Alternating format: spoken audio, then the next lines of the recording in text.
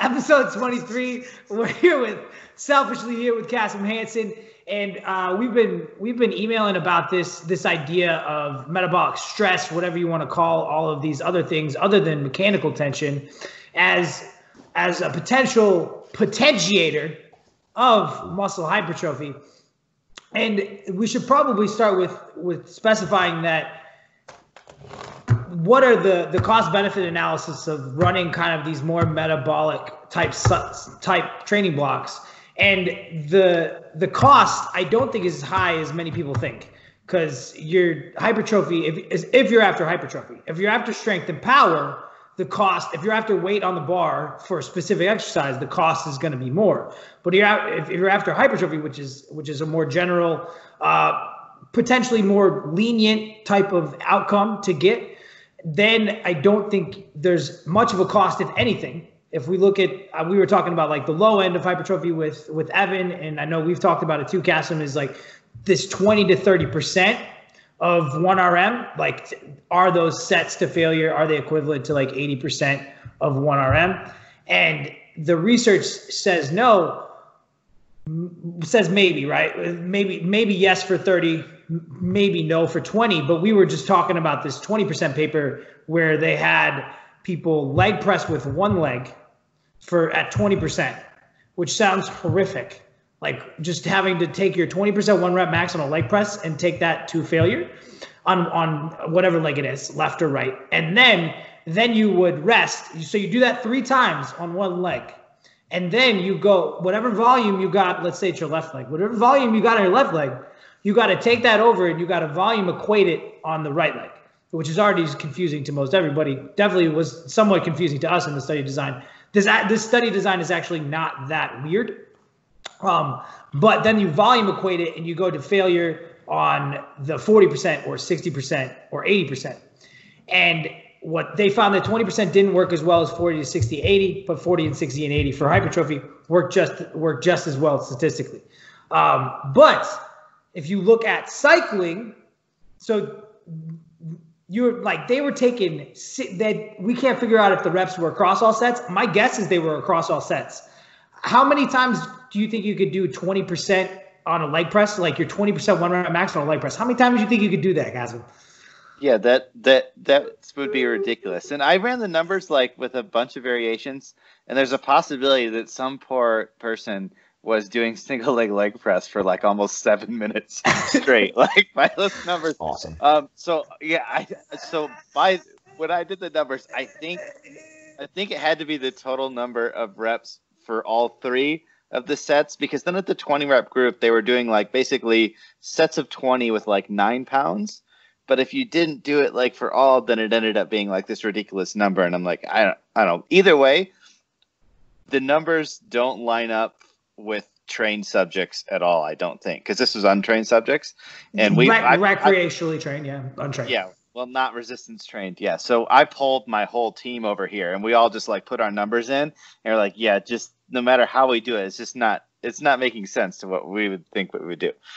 So that leaves like in the 20%. But if you look at the cycling research, if you take actually trained cyclists who probably don't have that cardiac out, like they don't have as many limiters. Those untrained people have a lot of limiters. Number one, like that just seems, if you got a leg press for 7 minutes, that just seems like a bad cardio machine to me. Like it seems like a bad quad workout. Yeah. Well, and it's volitional failure, and there would be so many things that would make me want to stop by the time I got to 7 minutes of, boredom would even just get hungry. Yeah. I actually worry about the actual count of the reps. I worry about the guy. Like my confidence in the guy. Like we've all been that trainer. Like I remember like programming 15s and 20s, and they'd be like, "How many? I don't know. Do you feel like it's enough yet?" 2 more. Two more. How many are you at? I remember guessing when I was training people. How many are you at? Oh, 13. You sure? For sure. Yep. But the really interesting to me, because we were talking about this too, is if you see some cyclists with some pretty massive quads, who aren't strength training, and the velodrome guys who are doing sprint work, and they showed in master cyclists that it's really hard to figure out what the hell they were doing, but they were training on a velodrome versus resistance training. So they were 2 days of sprint training on a velodrome versus 4 days of resistance training in the hypertrophy range. And so what they found was they were equal in those individuals for leg mass gains. And so that to me is like, wow, well, maybe if we work hard enough, maybe even that type of stimulus could potentially, like, which is crazy to me, could potentially lead to hypertrophy. And so that's not really the point of this podcast, though, but it really highlights the idea that your cost, if you're after hypertrophy, your cost of running one of these blocks, like people are like, oh, I'm gonna melt away. No, you might even gain some muscle, but you're not going to lose any muscle. So at worst, it would be a placeholder, and you might potentially lose some weight on your squat or your deadlift or your bench press if those are things that you care about. But so you guys at N1 have a big list. You guys run these potentiation blocks pretty frequently with your clients, and you have kind of 3 subsets that you look at mechanistically. Do you want to explain those for us? Yeah. So in terms of metabolic training, we kind of break it up into 3 different groupings. One being systemic, where we're essentially choosing to try and train a high volume of tissue, meaning we're going to use all big compound movements. And like the typical ones that you would see, you're usually supersetting like a big upper body like movement with a big lower body movement with short, like an incomplete rest interval, for that. And so you accumulate like just total fatigue, but you don't accumulate any local fatigue, right? So that's what we would call like a systemic program. And a lot of people use those for like body comp and stuff like that. But there's a huge cardiovascular like limiter with that style of training. And very efficient though. Yeah. Right. Yeah. When you look at like, tonnage over time, hugely efficient. Right. But you also have to consider when you're comparing that to other stuff is like, well, these are just exercises. If I'm using like tonnage as a metric, that I just move more weight, like from a leverage perspective, right? Like you can't compare some of these movements to an isolation thing or whatever. And then we have 2 local ones. And essentially what we do is we have one that's essentially focused on very long sets. So it's like a duration method where we're looking at like really taking the local tissue to a metabolic failure of some sort within that given set. And then we would like fully rest and come back through. And then we have another one where we're using incomplete rest to accumulate fatigue over time. So similar to what you're doing in the systemic thing is that the fatigue component is cumulative as the workout goes on, but the individual sets aren't taken to failure. And that's most commonly referred to like as incomplete rest method. I think, in the bodybuilding world, Vince Gironda, I think, was like the first person to like really kind of use that. He had his 8x8 method, that probably most meatheads have done. You do 8 reps, you rest 30 seconds, you do 8, and you like start with a weight that you could do like 15 reps, so that by the time you get to the end, you're like hitting failure on those last 2. Versus like the duration method, you're like if you're going to do like maybe 3 rounds of a very either high rep or it's a superset or triset or some sort of just like extended long set method, you're taking the majority of those sets to a high degree of failure and then getting a more complete rest. And that's those are the main 3 that we use. And I don't know where you want to go with the direction of like the mechanisms or how we apply or what the thought process is. So there's so many mechanisms, right, that we could throw out. We have mitochondrial biogenesis, we have hypoxia, we have cell swelling, we have the ability to deal with metabolites, we have glycogen. So which one of those do you think, as a potentiator, which one of those do you think holds the most weight? Well, I like to use a concept called trainability, which is basically looking at like in terms of what a person's currently capable of recovering from and performing at, kind of where do they sit in those things. And so what I would pick usually is like when we're looking at a potentiator is we're trying to figure out right now what is the limiter for either this person's performance or recovery in their current hypertrophy blocks. And so when I'm going to use something to potentiate that, that's what I'm looking for. So if I got a guy that's having trouble with workout density or recovery between sets, or he's like his ANS is really dysregulated, like then maybe jumping into one of those systemic things is a good idea because I'm going to bring up his aerobic conditioning. And so then you could also look at it as like, well, what do I kind of need a deload or a break from? as well. So if I'm looking at decreasing volume per muscle, especially within a session, because they've been doing a lot of like localized volume, a systemic approach where it's like, man, I'm just using a couple compound exercises. It's very low like volume per tissue. It's high volume like in a workout, like in terms of the amount of tissue work, but none of that tissue is trained with high volume in isolation. So it's kind of this marriage of like, okay, if I'm going to do this, what can I essentially kind of deload from? And then what could I get that would either help with performance or recovery going into the next thing? So then when it comes to the local ones, that's where I'm really kind of looking at kind of like, okay, what are the possible cellular mechanisms that could be going on here? Because if you got guys that are maybe having trouble with like it seems like they should be tolerating more carbs, but they're not. Or they don't like the guys that don't hold a pump in a training session. Then it's like, okay, could I maybe do something that's a little less inflammatory, that's maybe going to help some of those energy systems so that they can handle the oxidative stress and whatnot, and bring bring up my ability to make energy and store glycogen, all the things that would associate with better pumps and being able to sustain localized volume.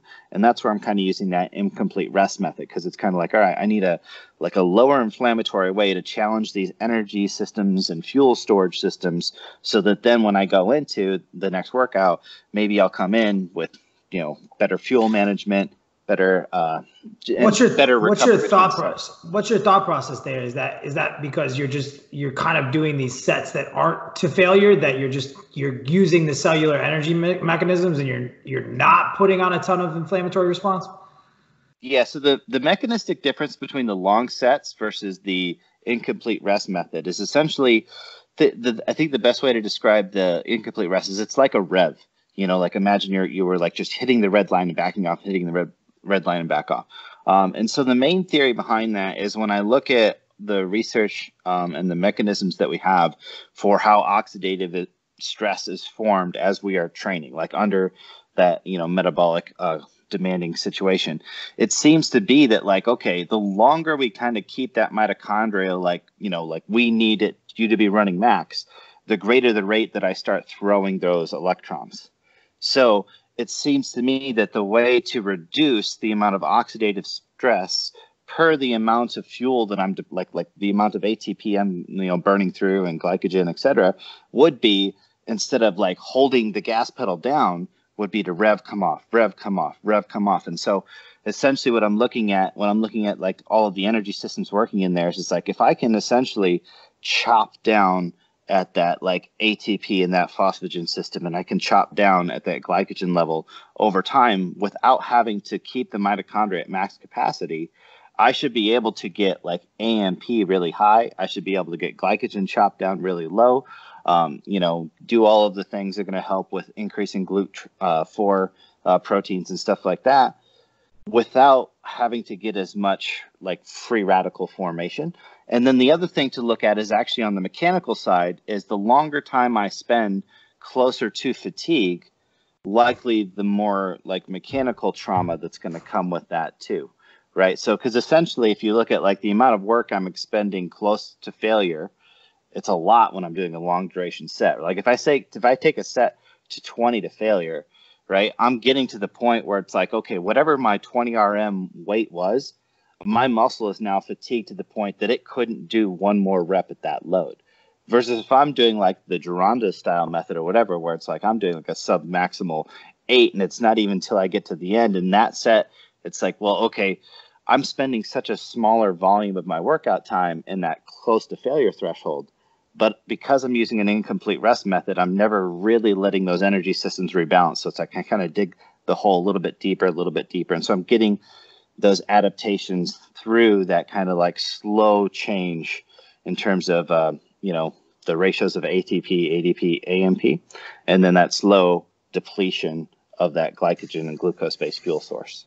So you're saying you're relying on aerobic refueling of the phosphagen system and the creatine, like that whole shuttle lactate. You're relying on mitochondrial biogenesis. You're relying on mitochondrial respiration less because of that.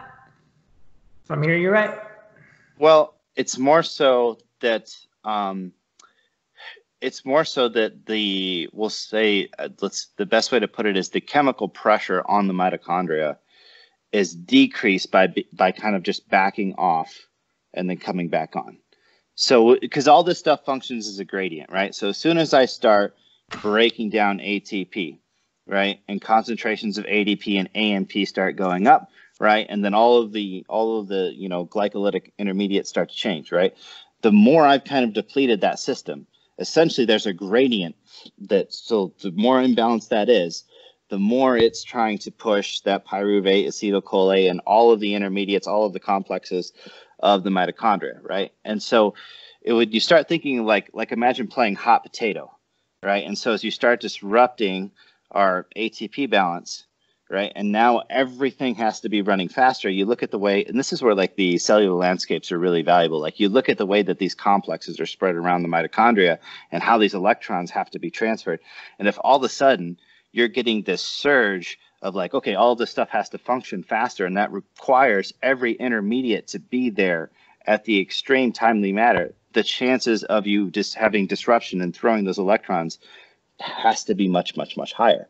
So that's the theory side. The practical side of it, and this is probably the most important, is just like what we've observed is that like if you were to volume equate using an IRM method versus a duration based method, is that what we do see like, okay, it looks like people have actually like had more post, exercise cell swelling, like they seem to be able to hold like more glycogen, that we seem to be able to give them more carbohydrates and they don't get watery, or they actually look leaner, and they don't have the soreness. They're able to repeat both in terms of force output and tolerance to volume, usually within 48 hours, whereas with the long sets sometimes you are just as sore as if you were doing a very high volume approach. Like I don't know if you guys have ever done, some of those brutal, like 6, 12, 25, 8, 8, 15 type protocols where you're doing like 2 or 3 exercises, in a row. But even if you only do those for 3 or 4 sets, you're taking that to failure. It's like, it is like, there seems to be a significant inflammatory response and, a high degree of soreness. And your strength is diminished for, 5+ days after that, your force output. Whereas with this, we tend to be able to, like, somebody's force output tends to return within 48 hours, which to me, that means that because the neuroinflammation at the very least has to be much less, which is what kind of gives us that. And, and the mechanical stress would be less. Is that making sense? This is a very hard thing when we're looking at, because there's a gazillion mechanisms going on, and it's kind of hard to pick which ones to highlight in terms of, well, this is why. But the basic principle is with the IRM is I'm trying to create a very intense demand for fuel, right? But not hold on to it for a long duration.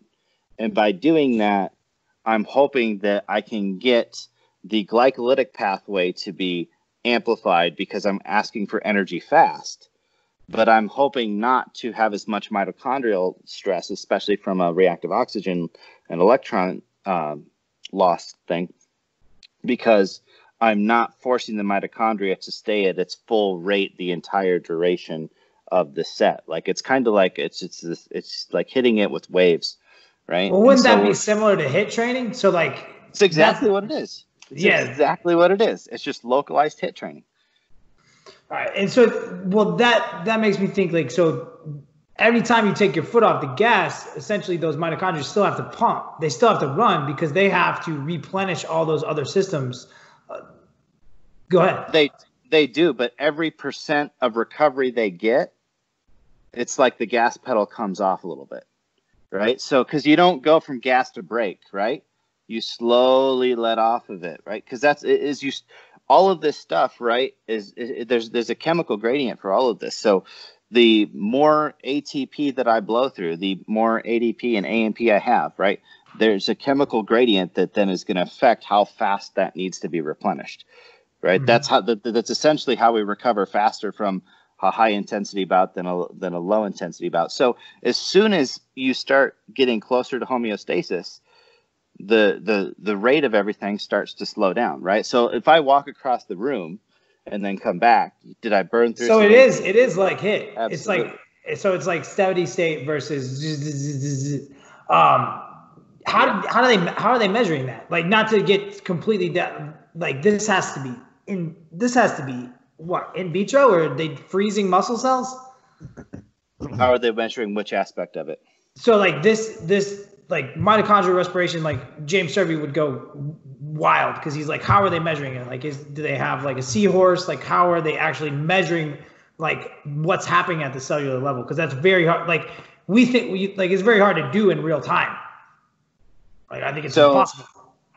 I mean, so when we look at the different, because all of these pieces end up having to be measured in different aspects, right? So if we're looking at the pure ROS, like the amount of reactive oxygens, whatnot, right? There's some applied studies on just like, long duration bouts. And then from a mechanistic standpoint, that's where you start looking at like all of the delta G, like the chemical gradients to be able to shift from one state to the next in these proteins and whatnot. And so how much of a concentration is needed to push it this way versus when it would resist it, and then you would get an electron lost. And then that's more of a, based off of the mechanisms, here's a hypothetical model of how we would think this would be thrown. But then you also have some good research correlating with the duration of these things and the incoming glycogen levels on their impact on like IL-6 that respond to the reactive oxygen stress. Yeah, as you get lower in glycogen, things tend to be more inflammatory. Like as you rock that sink down, that tends to happen. Which is just going to happen with a work. Like as you do more work, you're going to drop lower. So that's what I'm hearing as we're going through this. Like the mechanisms are interesting, probably hard to measure, but at the end of the day, damn it, I said it again.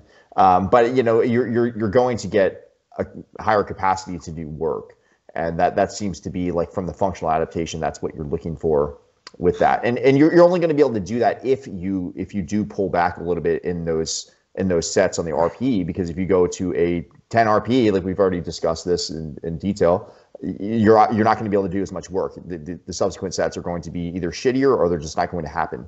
So I hear that. I'm just like, if I'm trying to accumulate quality work, I'm going to have to pull back, and I can use something like this, IRM method, or whatever you want to call it, to do that. So I feel like the mechanisms are interesting, but the practicality. I think we'd all agree that the practicality of this stuff, it's just like this is very useful. Like it's useful on a ton of different layers, on a ton of different levels from the practical side. Like you're gonna have like RPEs differences. Like if you do some of these, like if you do those long duration sets, that's going to be really high RPE. If you do the systemic training, that's going to be a really high RPE. So then going back to like straight sets feels like magic.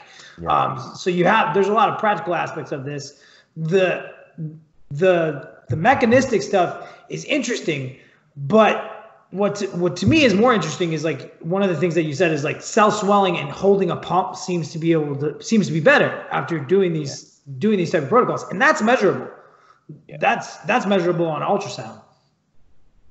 Yeah, I mean, right now in terms of the mechanisms, a lot of it is combining a lot of speculation with what's happening observationally, and it's kind of like based off of what we know, this seems like the best story, but there may be pieces that are missing or overlap or whatnot, but it seems like based off of the outcome, that's kind of how we built that, just kind of the like, here's what we think is happening, but practically here's how we know it's working this is like what we're getting from an observational results perspective. And so the big things with this, if I would say, the most practical takeaways, especially from the RPE thing, is I think it's also important for people to understand, like, for the way that they're training. Like, so for instance, if you're doing a systemic training thing, you might get to where the effort of the workout is hard. Like, it seems like an RPE 10, like, overall for the session, right? Mm-hmm. But there's being able to distinguish the difference between being tired versus the local muscle actually being pushed. Like those are good things, because then you could actually judge in your hypertrophy cycle. It's like, I'm starting to drop off here. These sets are starting to get harder. But is that because I'm really fatiguing this local tissue that I'm trying to grow really well, or is that just because I'm too fucking out of shape to do this workout? Yep. Like, sorry, you know. So No. We swear, like I swear more than anyone. That's I think transitioning CrossFitters into a more hypertrophy type block. You're like they think it's so easy because everything they've done is that systemic fatigue, and so they can't really take. They're not that good yet. Yeah. And they can't buffer very well. So it's really interesting to they're like leg extension, they get smashed and then they don't have much repeatability there. So I love that, man. That's cool. Yeah, so I'd be curious to hear like how you're measuring that, and is that all just like a subjective thing where you find that someone's, because you work with a lot of people online, I would imagine, right? Yeah. Okay, so like, what are you seeing when you look at that on a spreadsheet or something, or the feedback that they're giving you? If you say like, hey, like what the hell's going on here? Like what's this drop off about? How do you determine if they're just out of shape and it's time to run one of these work capacity cycles? Is this something that you just, or whatever you want to call it, but is this just something that you just do periodically throughout the training macro cycle planned, or I'd be just curious how you decide when it's time to do something like that. Let's just talk about specifically like the systemic metabolic side of things, and then maybe get into more peripheral stuff. Yeah.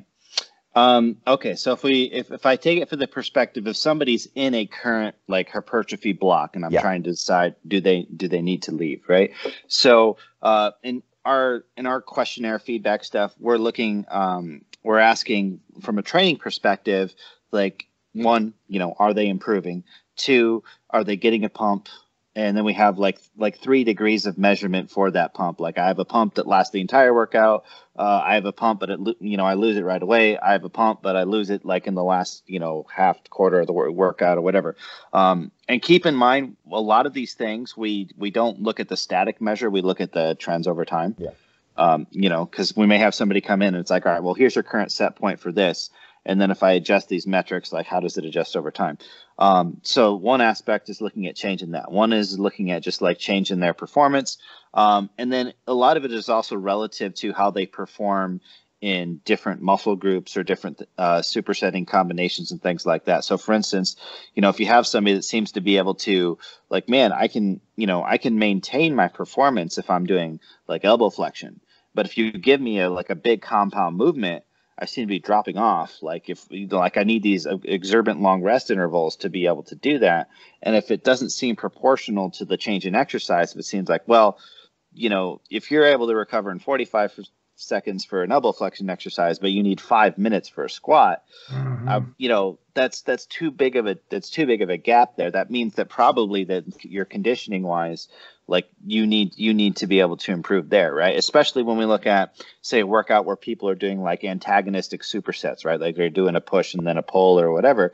And if it seems like, well, why are you having trouble maintaining performance when you're doing like these antagonistic pairings and you're still getting like a minute rest in between each exercise? Like, you're coming back here, you've had 2 to 3 minutes, like, you shouldn't be dropping off this fast. It's like, okay, likely, there's a conditioning aspect. And then we'll also do a lot of looking at like pictures, weights, circumferences, and stuff like that, and tracking how people change through different days and different feeds. So if you have somebody that's on, a carb cycle, or they have like a certain training days or whatever, is actually looking at change in fluid or weight and stuff like that. So if I have somebody and they have a refeed day and we're giving them some carbs, and we see that, like, man, like, they drop weight, but they don't visibly look like they've like filled up or anything. I'm like, okay, this person needs more, and we try and give them more and it doesn't work. And I'm like, okay, well, from a performance perspective, I would really like to give you more carbohydrates, but when we give it to you, you just kind of like, it just goes places that we don't want it to. Like, you just gain a bunch of water, you get bloated or whatever. But you go back in and it's like, oh yeah, my pumps were no better. My performance really wasn't any better, even though you gave me all of these carbohydrates. That's another marker for me of like, okay, maybe locally we should actually do some things to focus on that, right? So it's a combination of looking at performance, and also I really like to look at anything that I could, speculate of how somebody is currently managing glucose and energy production. So you think we can drive more metabolic flexibility with these kind of local blocks than a systemic block? Yes, definitely. Yeah. So, well, and you have to look at, like, when we look at metabolic flexibility, and this is where, like, when we look at energy systems and all this stuff too, you have to look at, like, if I train my biceps, in a metabolic fashion, I might get mitochondrial biogenesis and increased efficiency, and increased concentration of GLUT4 proteins and stuff, but it's in my biceps, right? Whereas if I'm doing systemic stuff, there's aerobic benefits, like there's going to be adaptations at the kidney level, at the lungs, at the liver, like especially the liver is a huge one. Like in terms of me, like doing periodization and stuff like that, we really, really pay attention to things that seem to be correlated to the liver, because it's of all of the organs that we have, from a resistance training perspective, if we're doing lactic based training, that, that seems to be the main one that, like, we would be putting a drain on the system. So we're tracking, like, okay, we're tracking sleep and stuff like that. And if all of a sudden, because what you'll see is, like, if we're training somebody systemically and we overtrain them, they start waking up in the middle of the night, right? And then all of a sudden you decrease that systemic stress, maybe, give them a little bit more carbohydrates or some fruit before bed or something like that. And all of a sudden now their sleep pattern is normalized. But it's like, okay, what system did we stress out there, right? And it's like, okay, this is the systemic system, right, causes. So you think you're eating up liver glycogen? What would your mechanism there be?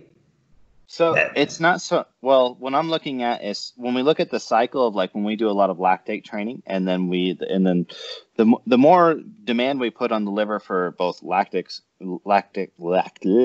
recycling, right, and gluconeogenesis, right, those tend to be negative energy balance things for the liver. Like it loses.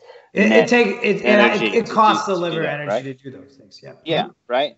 And so when I look at systemic training, I almost look at it as like, man, if I'm pushing these huge surges of lactate into the blood, if I were to look at the liver like I was training a muscle, it's like this would be the equivalent of me doing, like, conditioning training for that organ, right? Because it's like, how do you train your mitochondria in your kidney, or in your spleen, or like that's where, when we start to look at the systems biology, it's like, well, okay, what is going on here, and what now am I actually taxing the energy systems in those tissues by the metabolites that I'm making, and would there be a observational thing that I could get from there, right? And I know you're probably hating all of these, like, speculation and connecting the dots. No, I immediately go to, like, how testable is this hypothesis? And I think, like, I would put it in an extreme, right? So, like, someone doing keto, like, a lot of people do this, right? If you're keto, doing a ton of, I guess you would call it glycolytic work, then that should potentially tax your liver to produce that glycogen a lot. Because we're like, if you look at Volek, who hates carbohydrates more than any person ever, he's found that, like, resting glycogen levels between keto adapted athletes and non-keto don't seem to be significantly different, which means that they are using those other things to replete glycogen. And the early studies in the 90s show that you can replete glycogen without carbohydrates to the tune of, like 75% of what you could do with carbohydrates in 6 hours.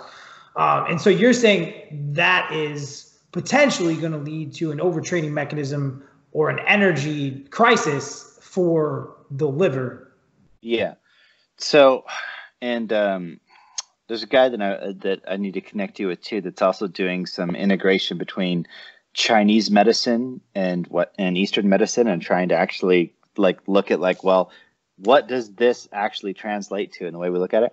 And so I first got into this whole, like, sleep cycle thing and looking, like, when people are waking up, and it was, like, from a Chinese medicine background. And what they're correlating now with the data is showing that, like, that 3 to 5 window is, like, it's a glutathione production thing.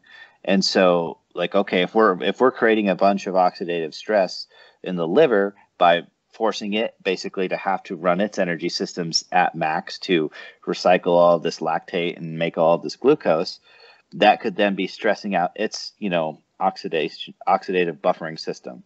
And so that's then why we would be getting the subsequent wake up at that period, right? That's the theory. Anyway, wouldn't the heart be oxidizing a lot of that lactate during the session? I would think that especially during the systemic stressors? Because I would think that the cardiovascular system is going to be a huge limiter here. And wouldn't the heart be taking up a lot of that lactate to recycle it and use it? Yeah, well, I mean, pretty much. I mean, a lot of tissues can take up lactate, right? And I think the lactate shuttling thing is it's one of those things where still right now I think the story is not completely. Yeah. Yeah, we talked about that a bunch with right? with Evan. Like, like lactate as a fuel is super interesting. Yeah. So the question is like, well, how much of it's getting taken up by the heart? I can't give you an answer for that. But in terms of managing the concentration and stuff, I would like the heart would basically, I would look at it as like, man, it's probably not going to take more than it needs.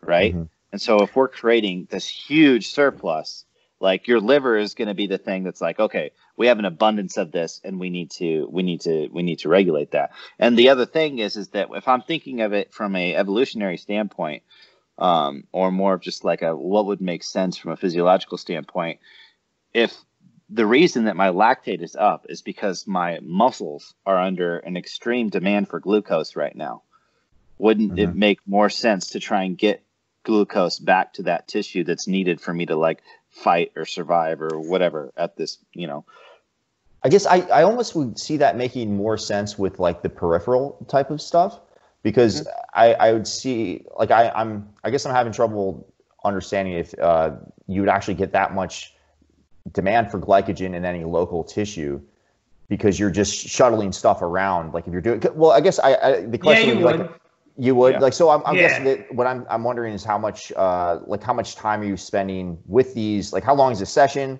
Like what kind of like setup do you have with this type of training cycle? Because, or maybe I'm just not understanding it correctly, just in terms of the glycogen usage. But well, you'll get muscle specific glycogen depletion based on, like, the research is pretty clear on that, like stabbing people with biopsies. Like if you do bicep, if you did curls, you can deplete from other areas. Yeah.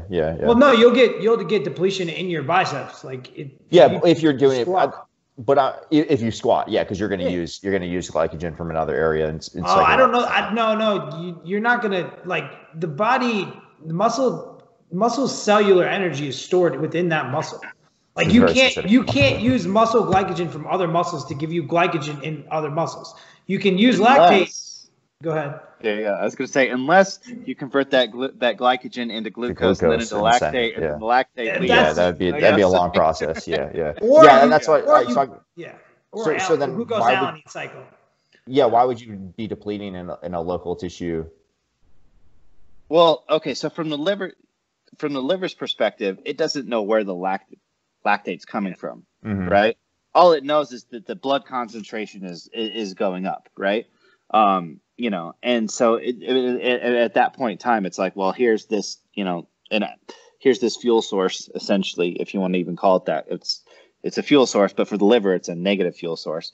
But it doesn't know that, like, am I getting this from going ham on the leg extension? Or am I getting this from like doing like bicep curls and then right into triceps and then right into lateral raises and like not resting but like just doing like a circuit? Like it doesn't know if it's coming from a bunch of muscles or a few. So when we're looking at like this energy system stuff, you have to kind of like, you have to see the whole picture from cellular level to then like, okay, tissue sharing level, and then from an organismal level. And it becomes very complicated. But so the basic principle of this is like, when I'm doing the systemic, is I'm trying to use a large volume of tissue trained to a lactic threshold that's still sub maximal, right? So that it's like, I'm getting to that point. You're not putting a bunch of metabolic byproducts. Right. You're using a lot of oxygen. Yeah. So I got a lot of sponges that I'm squeezing a little versus squeezing all of it out of one, right? That's the whole principle of what I'm trying to do with the systemic training. Totally. Yeah. And then the local methods are the opposite. And you could potentially, and this is why I sent you guys that chart where for some of these stimuli, it said limited to like big part only, right? Because if you do a long set of quads, right? That's everything. still going to be systemically lactic, right? Like so on those days you would still be getting a systemic stimulus because of the fashion that you were training those large muscle groups. They're just large enough to tax you systemically, and that's actually one of the, going back to one of the reasons. It's like, okay, if I see that a limiting factor for somebody's quad day is there, like, it does seem to be their conditioning, right? Like getting their heart rate back down and stuff like that. It might be like, man, like right now your quads have gotten too big and too strong for what you can tolerate systemically. So I need to increase your systemic capacity so that that's not the limiting factor in your quad workout. Sorry, I didn't mean to cut you off. No, I was just saying that because I use a very similar model for this stuff too with people. It just makes a lot of intuitive sense to me, and I've seen it. And from like my argument is always, if I can't explain it properly, I'm just going to say, well, fuck, there's a psychological component to it, and that's enough benefit for me just to give someone something different, get them excited about it, just a different thing. Like, so I think that's huge. So the thing that I was going to ask is the counter argument to this is, well, what if you're just making someone super efficient and now they're requiring a lot more work to get the same job done? What would you say to that? Making them more efficient. Yeah. Yes. I hate that argument. It's just go for it. And I'm on neither side of the fence of that. Yeah. I just know that's something that could come up. Yeah, because I remember even like being back in, like, not saying this is where you're coming from, but where people are like, oh yeah, you shouldn't do cardio training because it makes you more metabolically efficient, right? Yeah. And then you're gonna have to eat less. And I'm like, seriously? Yeah. That's not how metabolism works. So what I'm trying to do when I'm periodizing, right, is I'm trying to make the systems that I'm not currently trying to stress efficient enough that they are not the limiters. Totally. Right. Mm-hmm. And the bigger that gap, the more area for progression I have within that block. Because if I'm doing a bunch of like really tension-based training, right? If I came in really conditioned, those conditioning adaptations are going to drop down, right? Like that's just the way that happens, right? You don't like get in shape once and then you stay there forever. Right. Mm-hmm. And we tend to lose metabolic adaptations really, really fast. And so they'll come down. They'll come down to wherever our current training demand is.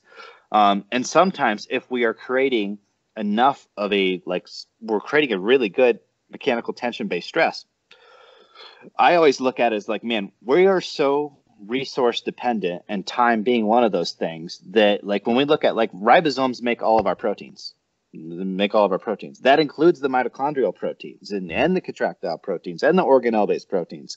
So if I'm actually succeeding at getting a really strong stimulus, there's just a logistical, like, supply and demand and time frame restrictions on some of these things, where it's like the more that I start honing in on one goal, other things are just going to have to give, right? I may not know exactly where it's pulling from, but I want to make sure that, like, man, like, if I'm driving down this road, like, I want to make sure that basically everything else is, like, clear so that I can just go, like, right to that.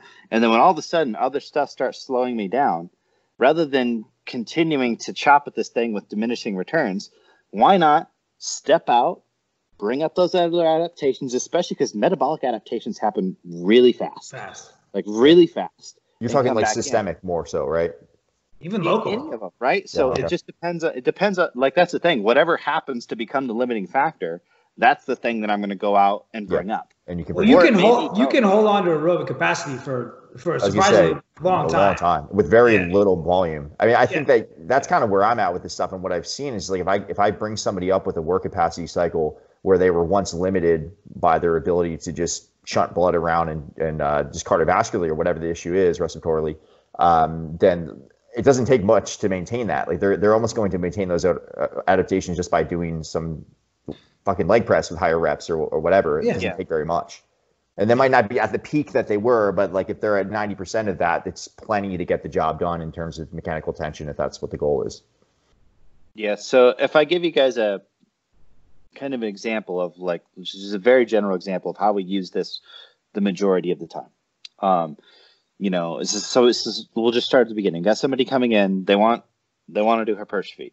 I mean, and the first thing is like, okay, right now, if we started a hypertrophy program, are all of these other systems conditioned enough that they're not going to be the limiting factor right from the get-go? And that's actually one of the things that we do that I think really makes us successful, because usually people that coming in, the only thing they've been training for is like hypertrophy. And so it's like the last thing you need right now is just another one of the same thing that isn't working. And so usually they will go into some sort of systemic or whatever. Or half the time people come in and they've just been, progressively increasing their volume forever. That's like, actually, yeah, the systemic thing is perfect because it's a deload for volume, right? Which you so deeply need, but your ego just hasn't allowed you to do, right? But they also need all these other benefits. So we'll start up there, and sometimes I'll double dip. It's like I will do maybe like, oh, well, I'm going to do like maybe 2 weeks of systemic work, and then I'm going to throw 1 week of IRM work on the end there to just like, okay, cool. Now let's just like load you up. Let's just make you super pumped, man, so that then week 4, when you start your hypertrophy program, you're coming in with, you've basically like had a nice big carb load, and we've done hopefully training that just helped you partition and, super compensate as much glycogen as we can. And your performance should be great. And your joints should feel pretty good. Yeah, your joints should feel pretty good. Like all sorts of stuff. So it's a fucking workhorse at that point too. Yeah. And then it becomes kind of a cyclical approach. So for the majority of people, they run a hypertrophy for X amount, and then they'll come out for a week or two into one of these things and then jump right back on. So when a typical person would say like, oh, you shouldn't program hop, or, you should do like, it's like, well, we're not really program hopping. We're just kind of like going in for maintenance and then getting back. It's like a pit stop is really what it is, right? It's like we're putting on new tires and then going, rather than trying to run the entire Daytona 500 on the same set of tires. Like, that's not a good solution. So like I can still get 12 weeks of hypertrophy work done. It's just in my 12 weeks, it might be like, well, I did a 3 week and then I jumped out and then I came back in 3 weeks, and like it doesn't always work like, nice and perfectly symmetrical like that. But that's kind of what it is. And, observationally, we get significantly better net results over time doing that than just like continuing to grind at that process. Double progression until you fucking can't count anymore. Yeah. Right. Well, I think there's so many. Go ahead. No, go. I think there's so many things when you look at like the whole volume progression thing. I almost look at some of these things. It's like, are these strategies to basically almost allow me to keep getting adequate stimulus at some of these lower volumes too? Yeah. Right. Because a lot of times, like I will, somebody will do this and they'll come back in at the same amount of volume that they were doing, and then they'll be making better progress at that volume because, they're just, everything is better. Like, from a recovery perspective, so I think, because if you literally needed progressive overload, that this is, I'm not against progressive overload as long as it's an overload of stimulus and not just progressive load. But if it's like the only way that things happen is it was just stacking on top of each other, right? It's like everybody that's been training 10 years must be doing like 3 workouts and like 40 sets per body part by now, right? That would be the only way it works. But no, there's got to be ways that we can kind of almost decondition the threshold that we need to stimulate some of those things. And I think leaving and doing something else that has a completely different stress and stimulus demand is a great way to kind of all right, cool. Now, we don't need quite as much, mechanical tension to stimulate mTOR or whatever. So it allows me over that span to get really good results without necessarily having to climb the volume ladder as high over that same time period as well, which, I just think that's a better solution from a recovery and longevity perspective, period, right? And practicality. Yeah, practicality, right? So yeah, that's the question of like this resensitization concept, which hasn't been proven yet. My understanding that, from what I understand, there was a study on rats. Study. I just think at some point, just practically, you just, like you said, you can't continue to do more and more and more. You have to get more out of what you're doing. So I think that these different cycles allow that to happen. You look at nature too. Like in nature, everything runs in cycles. Like you don't just like there's not endless summer anywhere. And if there is, it's fucking desert. Like so, like there's everything has cycles. So it makes sense to me that there are that we have to respect that. It's completely, I guess it's woo. But what I see, I've been around a lot of smart people in my life and taking on like complex problems. And what I see time in and time out is that they have these multifactorial systems that they're looking at, right? And then they're trying to find the limiters in those systems. It doesn't matter what the problem is. They're trying to find the limiter, and then they're going to put that effort into the limiter. And so I think that we think of hypertrophy as a very simple thing, right? Like more tension, more volume, more like that's how people are selling this. And that might be true to a point, but I think and that's why none of this stuff is necessarily worth looking at in untrained people, because the stimulus that they need is nothing, right? And whereas once you hit whatever that is, from my perspective, once you hit the land of depreciating returns, then I think like these other mechanisms and these other things, like your cost benefit equation or your opportunity cost goes so low, goes so far down. Like, okay, great. You spent 3 weeks having fun, doing some shit that you weren't doing before, and you came back and you feel better. That's enough. Like, that's enough. We can argue about the mechanism. And I think like you and all three of us, I love talking about the mechanisms of this stuff. Like, I love it. I'm like, how do we research it? How do we like, what are the negatives in the research? Like, can we even answer this question with the technologies that we have right now? But I hear that and I'm like, shit, dude, you've been like, how many people, if you walk into a Gold's Gym right now, like, it's crazy to me. Like, so a lot of people just went from doing the same shit they were doing to not having access to that equipment. And maybe they did do some of these metabolic blocks, right? So it'd be really interesting to see if those folks who went to more calisthenics or bodyweight training or higher rep training come back and they actually get better. Probably not, because they just don't have any fucking type of thing that they're doing. But I think that the practicality of these ideologies is interesting. And I also think that, and this isn't a knock against you, Kassem, it like things that sound cool, fucking people love.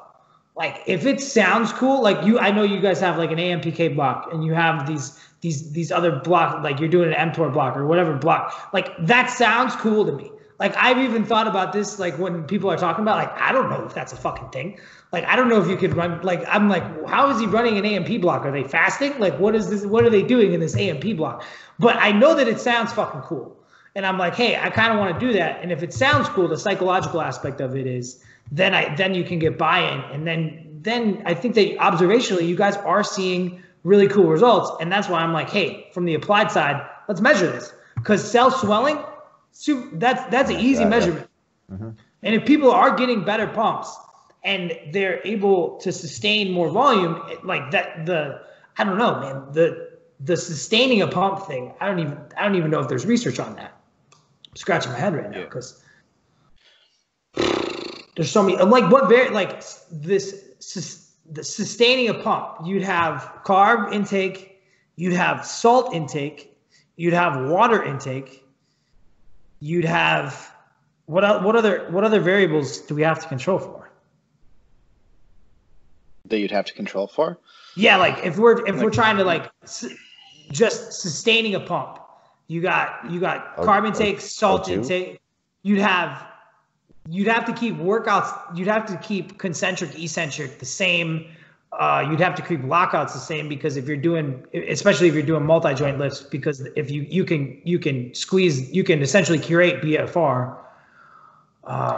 What's happening when someone's losing a pump? Like, if they're continuing, like, just what do you think's going on there when someone's like doing bicep curls, getting a good pump, and then it's gone? What's the deal?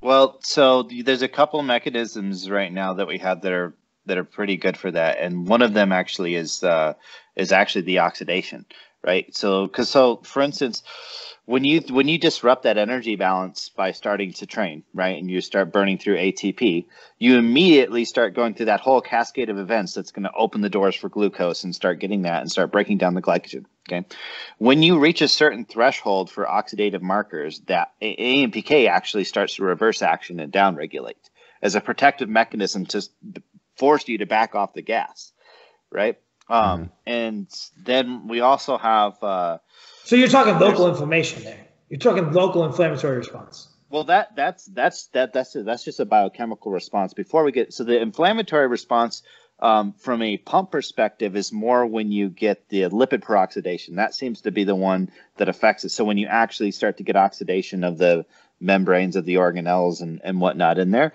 that tends to actually be the thing that kind of makes you have almost like that edema-like pump that lasts a long time. And it's not local.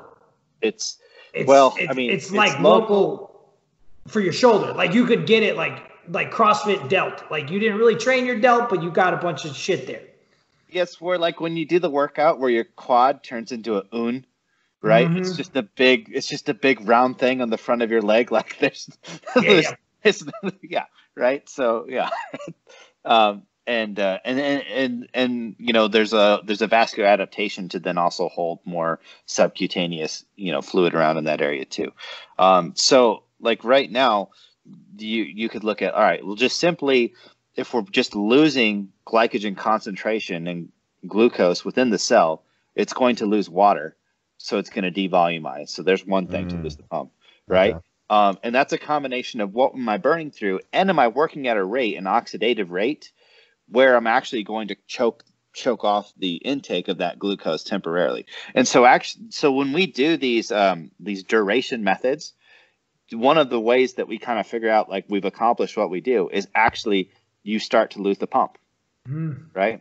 Versus the IRM method, like you should be ballooned up. Like you finish that, like it should just be getting bigger, and then like you're there and it stays.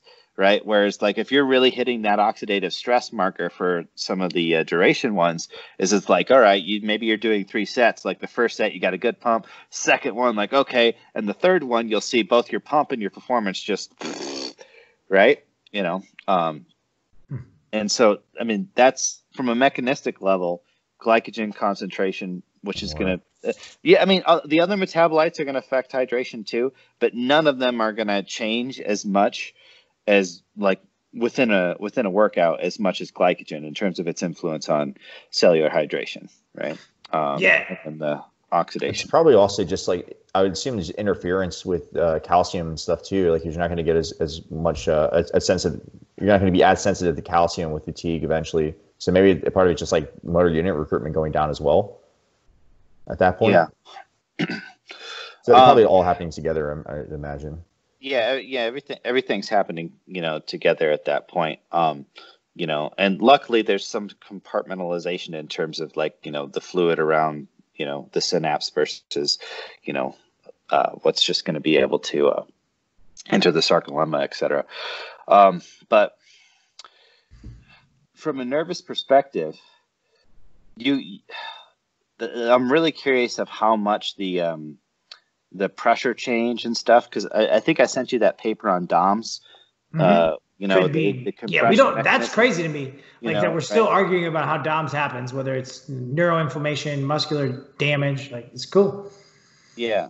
And so with that neuro stuff, there tends to be like, so depending on like if you say, for instance, overloaded that lengthened position and really stretched that a lot, right? Could there be some signaling there that is actually going to affect that from a pressure perspective and whatnot? Do we have some mechanisms for that? I don't know, because definitely stuff with Titan and all of that.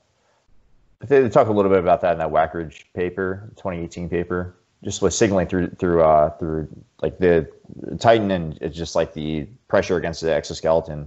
It seems to be some mechanism there, yeah. Yeah. So, but what I'm talking about from the nervous system one is that when you get to a stretch, and it's a combination of the pressure and the stretch, the nervous system goes through phases of inhibition and then inflammation, and you know, like there's a coordination of it. I got a buddy that I'm trying to get to dig a little bit deeper, because he's not. My neurophys is okay, but it's not that great. But I'm wondering if part of that initial protective mechanism could also lead to, basically it's like, well, if you're getting less firing, could that be the thing that just also starts to decrease? So could we essentially, through almost like loaded stretching, get rid of a pump faster, or in a different mechanism than we are biochemically? Interesting. My boy Eric Helms has he's dropped some interesting thought processes, and he said maybe we need to stop looking at how muscles grow and start looking at why they stop growing. And so that to me I get really interested in like angiogenesis and also ribosomal biogenesis and like how much these ribosomes can pump out. Because angiogenesis, like blood volume, like then you also get into myonuclear domains.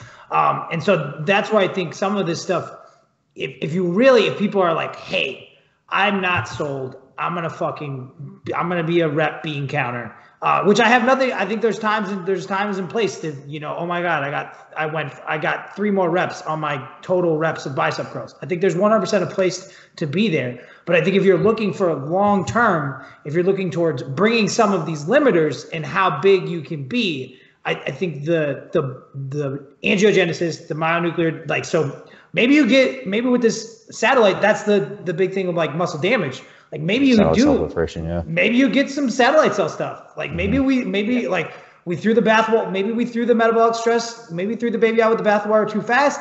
Maybe we even threw the baby out with the bathwater too fast on muscular damage. That's a harder sell. But I think that there are some mechanisms in here of why muscles stop growing that we can say, all right, this stuff isn't hurting you unless your ego is attached to how much you squat, and then you're not going to want to do any of this stuff anyways. But then you're not really a hypertrophy athlete. Yeah. Then you're a powerlifter, or you're confused. You don't know who you are. You're having an identity crisis. You're talking to me. I get it. It's fine. Fuck you. I think people make they make their decisions too much on just acutely what's happening, right? So it's like, oh yeah, like I've been progressing my loads, and getting stronger.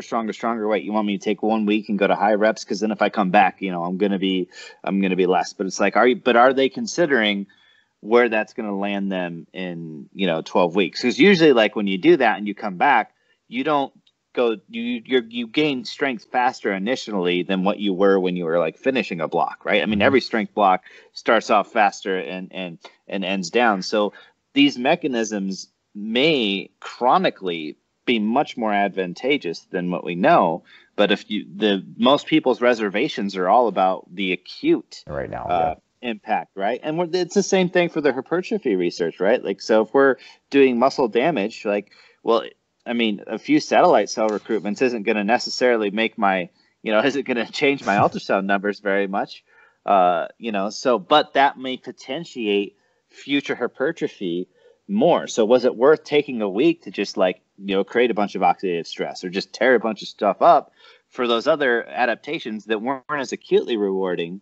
And that's what I'm looking at with all this periodization of like, okay, if I'm hitting these energy systems and I'm bringing them up, is that impacting my recovery the other 23 hours of the day? Is it impacting, just the overall quality of life, my energy production, the amount of NEAT that I'm going to have, my body composition, and how long of a diet, I'm going to have to switch, like all of these things. I'm like, man, chronically, these are strategies that might practically give me much better results in a big window of time, despite many people's acute reservation of like, well, okay, if I do this, am I going to be fully activating mTOR this week? Like, well, no, you're not. But that's not the goal of this week. That's the whole purpose of the potentiation is like, well, this week's goal is to make next week better, not to be the same as next week's goal. Yeah. And it's a long-term game. Like, I think that's something that I'm constantly saying with hypertrophy. It's like, if you want instant gratification, you're in the wrong place. Like, unless you get a pump though, because that's actually pretty gratifying. I think that's what I'm saying. Like, once you reach this area of where you are an advanced trainee, then I think all of these things make a lot more sense. And the opportunity cost goes way, way, way, way, way, way down. Yeah. And the fun potentially goes way up. Which you need, like, despite how hardcore you think you are, you do need to enjoy training.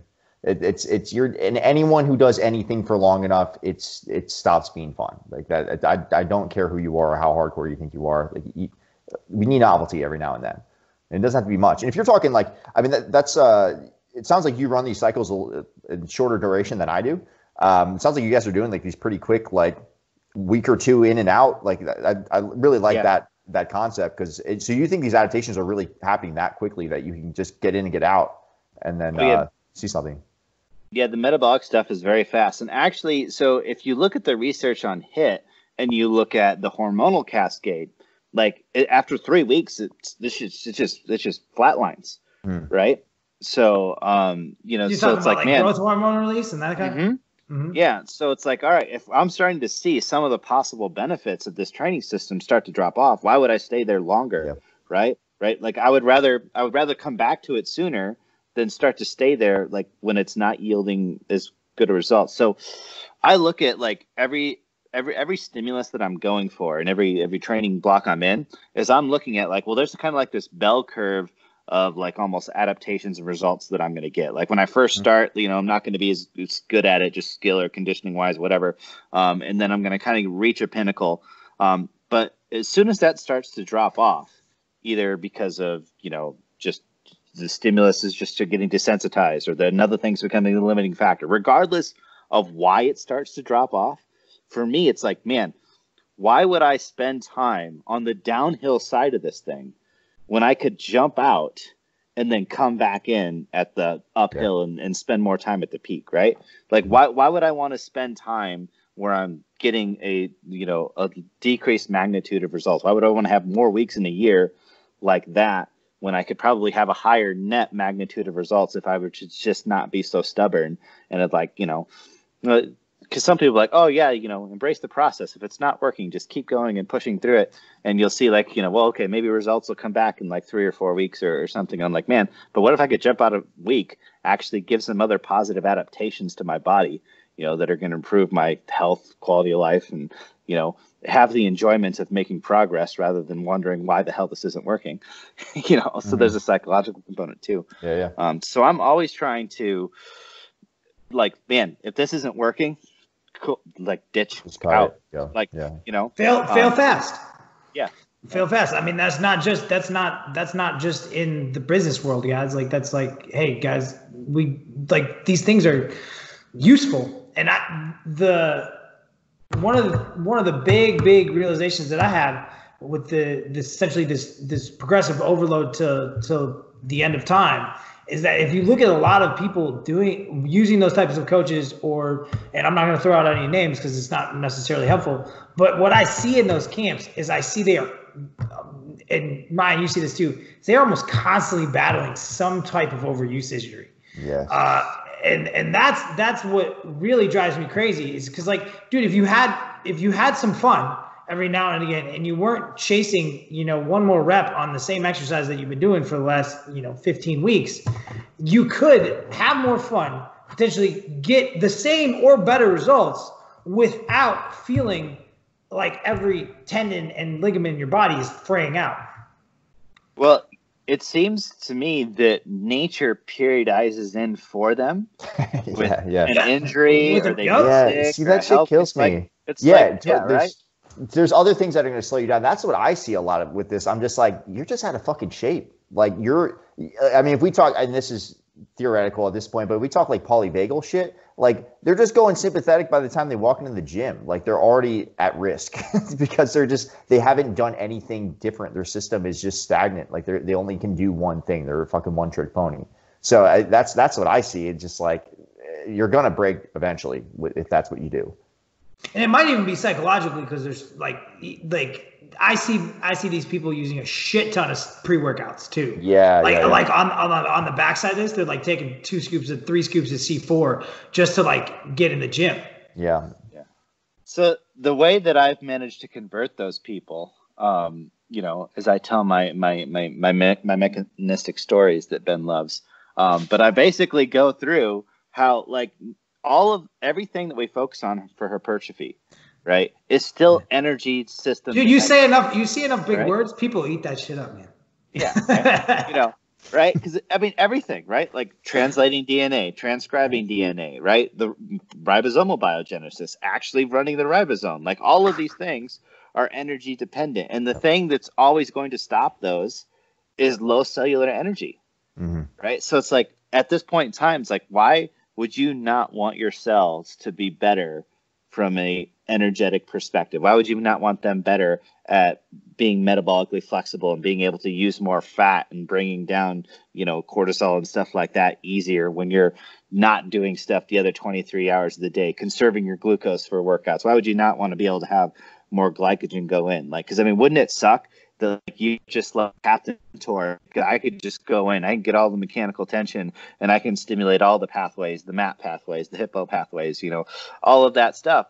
But it's like, yeah, but we don't have you're overstimulating for your capacity to run those systems because you suck at energy. And, that question you asked earlier on why do people stop growing?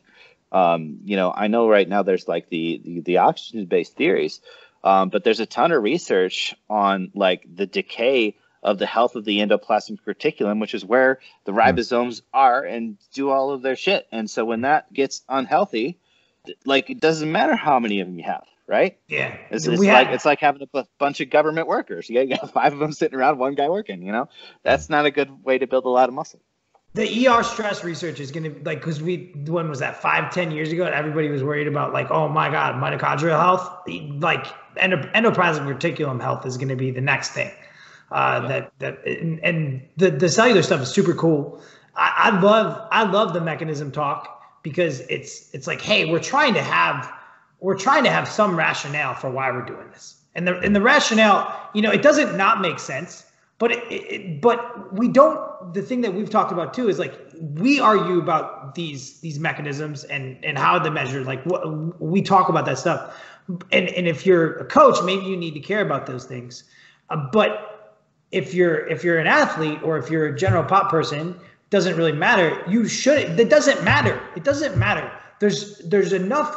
This is my opinion, but there's enough practical benefit for all of this stuff to make that all the mechanistic talk nonsensical, because the practical benefit outweighs everything, and the cost of it is nothing. The cost of it is literally the cost of it is weight on the bar. Yeah. Or you being able to eat more carbs because you're doing more work, or you being more physically fit. Vomit a little bit of vomit potentially. Yeah. Have you guys done? It's fucking hard. Have you guys done something similar to these IRM strategies? Yeah. Right. Probably a little bit dumber than what you guys are doing. Dude, when we incorporate these with clients, the biggest visual transformation usually occurs from a week of that. And it's that's usually the biggest buy-in. It's such a visual change, and it usually tends to be a huge change in the way people feel, both mentally and physically. Because it's man, you are just ultra hydrated. You have tons of energy storage with all of this stuff is good.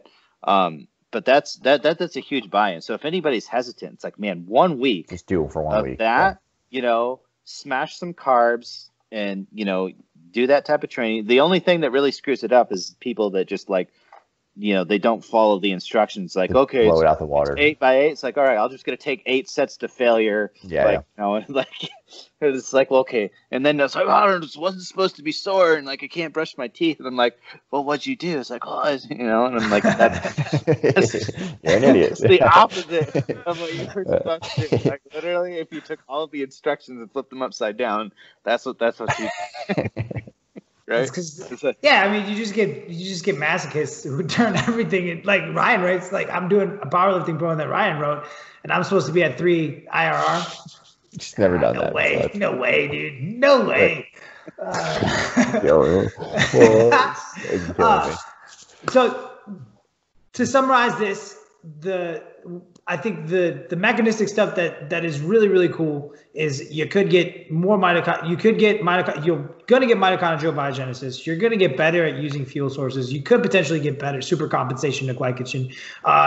You might get some angiogenesis. You might get better you might up your protein's machinery's ability, your cellular machinery's ability to increase muscle protein synthesis anyways. And the downside is that strength and power are task specific and rep range specific. So you might lose a little bit of that, but it'll come back really, really quickly.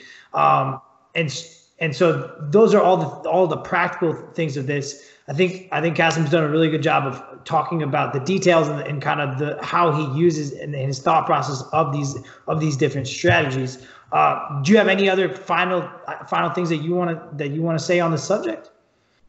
I mean, I would say you don't have to worry about those things if you apply it the way we apply it. And we never do these things for like more than 3 weeks. And if you stopped training for 2 weeks and then you went back to the gym, in 2 weeks you're going to recover all of your strength, right? So the odds that there's be any negative when you're only doing these things, very little, right? Now, when you look at the research, nobody's studied it like this. They'll study like, well, I did 12 weeks of this and 12 weeks parallel of that. And it's like, well, yeah, that's a totally different scenario, right? We're just kind of like dabbling this stuff. So I almost think— it's like refeed. It's like the refeed research. It's very similar to the refeed research, which is tough, which seems to show a positive effect. So if you want to— like that helps, yeah. Yeah. It's hard to make an argument against it, is what I guess I'm trying to get, when you use it in this fashion, even from the strength perspective, as long as you look at it as like, hey, if I measure where I ended with where I'm at 2 weeks out from this, I'm probably going to be ahead just as much or maybe even more than if I had just kept doing what I was doing. Yeah. I think the argument against it is that, so I would, if I was having this debate with someone, and if you're having a debate with them already, you probably even lost, because then they're gonna, shell out into their belief structures. But if I would say, I would talk to them and be like, all right, so if you think you're losing time based on the muscular tension model, so that's your big no-no, is that, oh, I'm going to be losing 3 weeks of my training career. I'd be like, oh, how much bigger have you gotten in the last 2 years? And they'd be like, that's usually crickets, right? And so it's like, okay, what do you, from an advanced trainee perspective, even myself included, right? Like I would guess that I've gotten bigger in the last 2 years, but it's even hard to measure. Kassem still makes fun of me because I'm not that big, but I think that you don't have, if you're an advanced trainee, you have nothing to lose. You have nothing to lose except a little bit of your ego. And if you're willing to try some new things, you could potentially get some more gains.